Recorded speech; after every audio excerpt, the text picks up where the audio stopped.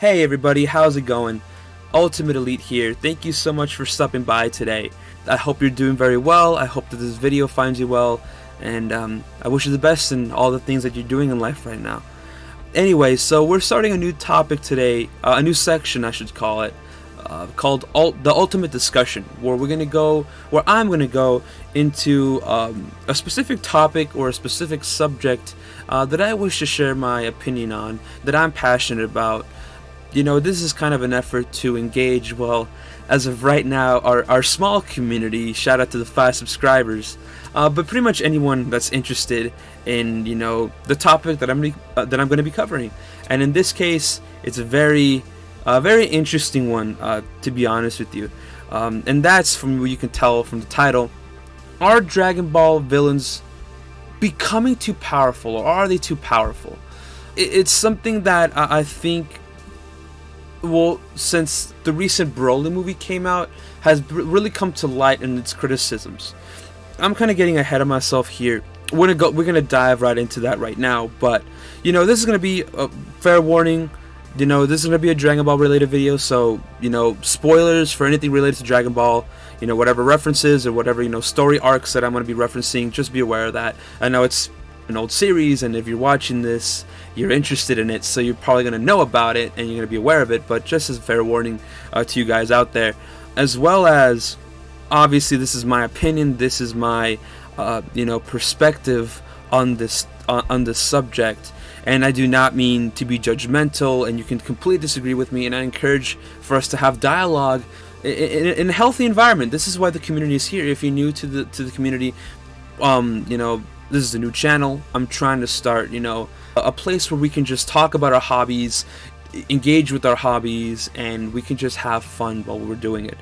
But I don't want to make this video too long, because I know your time is precious, so I'm just going to dive right into it. You know, this is a very spontaneous video for me. You know, I'm fresh off the heels of finishing my recent Apex gameplay, which, if you're interested in that, a lot of laughs, a lot of memes, a lot of ridiculousness. You know, you can go ahead and check it out in the description. I'll leave a link to the video right there. And I was already, so kind of going back to it, I was already planning on doing another video and not starting my Ultimate Discussion idea yet. You know, this segment that I'm starting right now. So again, it was kind of weird for me to kind of shift gears a little bit, but this is just something that was brought back, you know, into the spotlight for me, because I had a good friend of mine. His name's Gabriel. He shared with me this Instagram post that came from DBZ series. You know, I checked out a lot of his stuff on his Instagram page in this case, and a lot of cool stuff. You know, he's obviously a very passionate Dragon Ball fan. We really appreciate what you're doing. It does mean a lot. Thank you. So he posted this very interesting topic. Now, very interesting comment. This is his own personal opinion. From what I saw, he's starting a segment on his Instagram, pretty much called Serious Talk. And from what it looks like, it seems like it's the first one he posted. You know, this is from a couple of days ago, so he's done other, you know, he shared his other opinions on the subject. But anyway, he posted this very interesting Instagram post, and you'll be seeing this right now on your screen. We'll dive right into it. Broly shouldn't be able to stand toe-to-toe with beings god level in his base, or now, you know, the new alleged Ozaru form. Super does this all the time. When a new enemy arrives, no matter how strong this dude is, he should not be able to destroy Goku and Vegeta in his base form, especially because these guys have been training and developing their powers forever.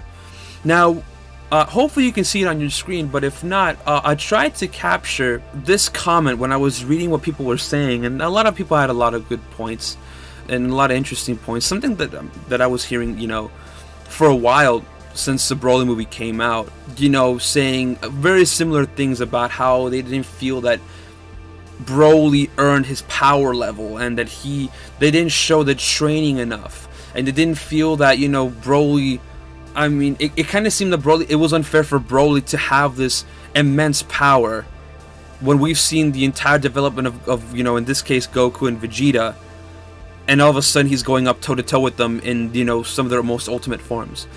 But I'm gonna point you to this to the comment on the side. I tried to capture a lot of it, but this person ends up saying this pattern that a Dragon Ball has been having about an enemy showing up over and over again. The stakes are getting higher.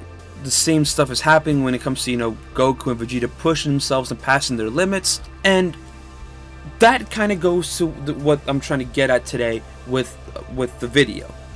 Again, not just to dive right into it, I want to take a step back and kind of just analyze Dragon Ball as a whole.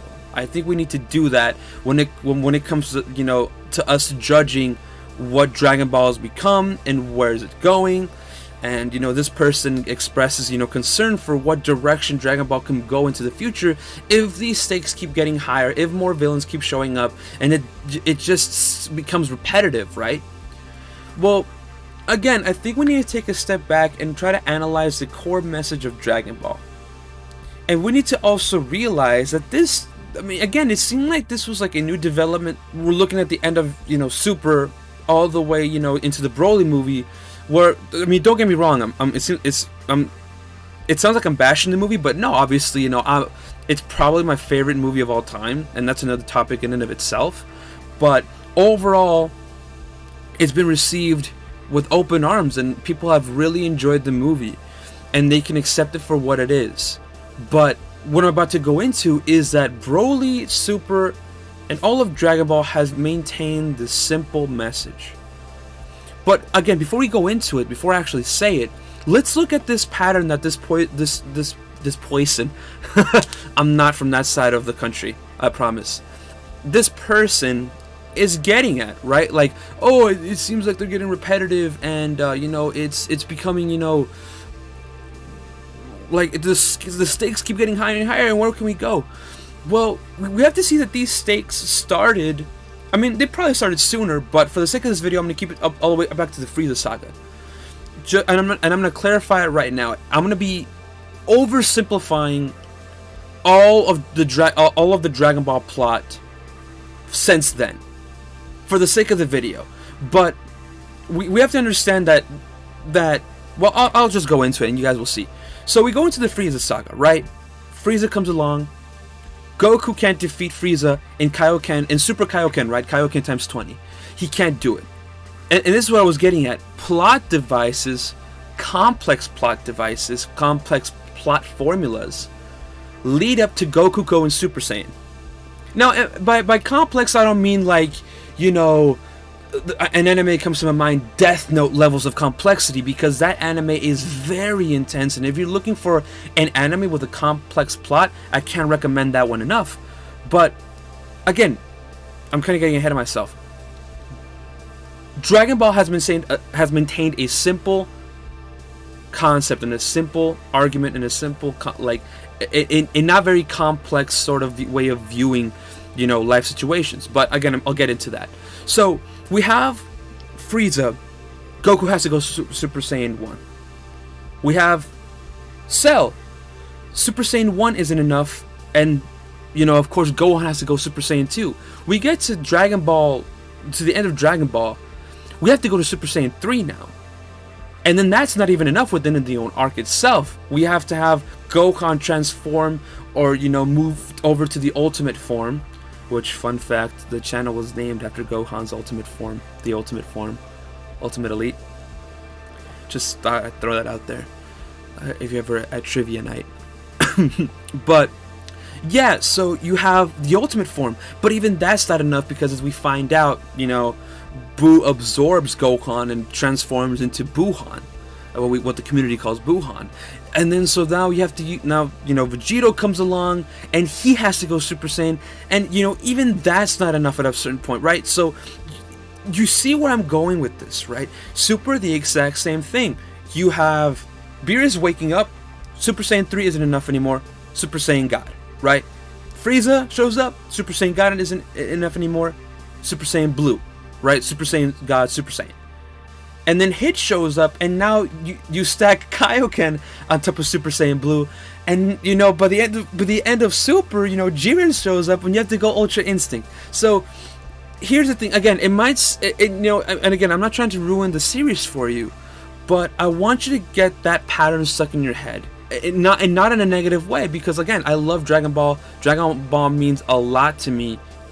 I just wanted to clarify that. I'm not saying that these plot, I guess formulas I'm going to call it, because again, I'm not sure what the proper, you know, storytelling terminology is. So I'm going to call them formulas. Like this formula, this fundamental formula goes into what Dragon Ball is all about.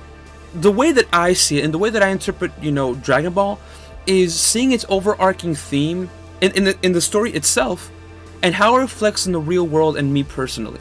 I think that's when you get the most out of Dragon Ball. So if this is what's happening, if this repetitiveness is happening, what's the message? What can we get out of it? Well, it's simply this, that no matter what happens in life, no matter what is going on, no matter what struggles you face, keep pushing forward and keep evolving. Keep transforming. Because life isn't fair, and you know, and life is very repetitive. So we see this in all of Dragon Ball, and I think it's so fascinating that this overarching story, this overarching, you know, idea exists in all of Dragon Ball. No matter how, like, so it's always about pushing your limits and becoming better. Always going forward, never looking back. And that is what Dragon Ball teaches us. And that's what, as a community, we need to focus on. I want them to make that very clear. It's so simple, but yet not a lot of us, you know, practice it. So no matter how many boos you face, no matter how many freezes you face in life, no matter how many Jirens or Brolys in this case, you have to keep pushing forward. You have to keep going like Goku when Goku goes Super Saiyan 3 for the first time. You have to go further beyond, right? You have to keep pushing yourself to do better. Because life isn't fair, and life will keep challenging you no matter what state you are. No matter if you mastered Super Saiyan God, Super Saiyan Blue, freaking life will throw you a Jiren, and you have to confront it to the best of your ability with whatever's around you. And obviously Dragon Ball does it in a very, you know, science fiction sort of way, with actual people, actual, you know, supermen, you know, throwing ki blasts at each other and fighting, and that's exciting and that's awesome. But I think it's so human and so humble that Dragon Ball has kept that same message from the very beginning. And kind of going back to this comment, is it getting boring and repetitive? I personally don't think so. I think, dude, this formula has worked for what? This formula has worked for, you know, numerous movies, numerous series. We keep being introduced to new enemies, and Goku and Vegeta and the Z Fighters having to find a way to defeat them. And again, subconsciously but fully, Dragon Ball at its best teaches us that no matter what the stakes are, no matter what you're facing, always improve yourself. So think about that next time you go watch that next, you know, Dragon Ball Super episode, Dragon Ball Z episode. Because when you see Dragon Ball in that light, you get much more out of it. So yeah, that's what I have for you guys here. Thank you so much for sticking by. You know, I know I'm gonna face a lot of criticism for this, because I know not a lot of people are gonna agree with me, but that's what the community's here. We're here to engage, and in a positive way. So please keep that in mind. Again, I can't thank you guys enough for checking out the video. Let me know what you guys think. What does Dragon Ball mean to you? And what do you think about this comment DBZ series gave us? And do you agree with it? Do you not agree with it? Do you agree with the comment right here that's been posted on the side? You know, please let me know. If you liked the video, please like it. Please share it. You know, tell your friends. Do whatever you want with it, man. Again, like I said, I'm a very growing YouTube channel, and just having you guys be active here it really does mean a lot. So I really do appreciate it. Again, let me know what you guys think. Let me know, you know, how I can improve this segment. This is one of many, of course. I'll just leave it here because I'm dragging this too long. Thank you guys. Take care. and unleash your potential.